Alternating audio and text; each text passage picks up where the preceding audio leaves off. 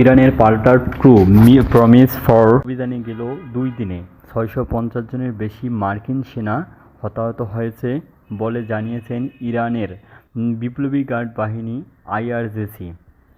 এই অভিযানের অঞ্চল জুড়ে মার্কিন ঘাঁটি ও জাহাজ লক্ষ্য করে ক্ষেপণাস্ত্র ও ড্রোন হামলায় চালায় আইআরজিসি। মধ্যপ্রাচ্যের বিভিন্ন মার্কিন ঘাঁটি ও যুদ্ধ জাহাজ লক্ষ্য করে চালানো হামলায় এই হতাহতের ঘটনা ঘটেছে বলে দেশটির এই সামরিক বাহিনীর পক্ষ থেকে জানানো হয়েছে। গতকাল আইআরজিসির মুখপাত্র ব্রিগেডিয়ার জেনারেল আল মোহাম্মদ জানিয়েছেন, পারস্য উপসাগরীয় অঞ্চলের মার্কিন সামরিক স্থাপনাগুলোতে ব্যাপক ক্ষয়ক্ষতি হয়েছে। তিনি দাবি করেন, বাহরাইনে অবস্থিত মার্কিন নৌবাহিনীর সদর দপ্তর ও যুদ্ধ জাহাজ ক্ষেপণাস্ত্র এবং ড্রোন হামলার পর যুক্তরাষ্ট্রের বিমানবাহী রণতরী ইউএস আব্রাহাম লিঙ্কন ইরানের উপকূলীয় জলসীমা থেকে পিছু হটতে বাধ্য হয়েছে।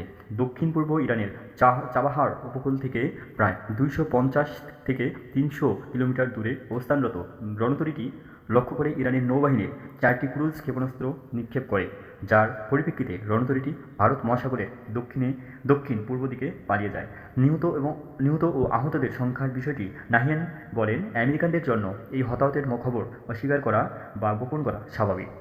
তবে ইরানের গোয়েন্দা যুদ্ধক্ষেত্রের তথ্য এই সংখ্যার সত্যতা নিশ্চিত করেছে। তিনি জানান, বাহরাইনে অবস্থিত মার্কিন নৌবাহিনীর 5ম নৌবহরের সদর দপ্তরে একাধিকবার ক্ষেপণাস্ত্র ও ড্রোন হামলা চালানো হয়েছে।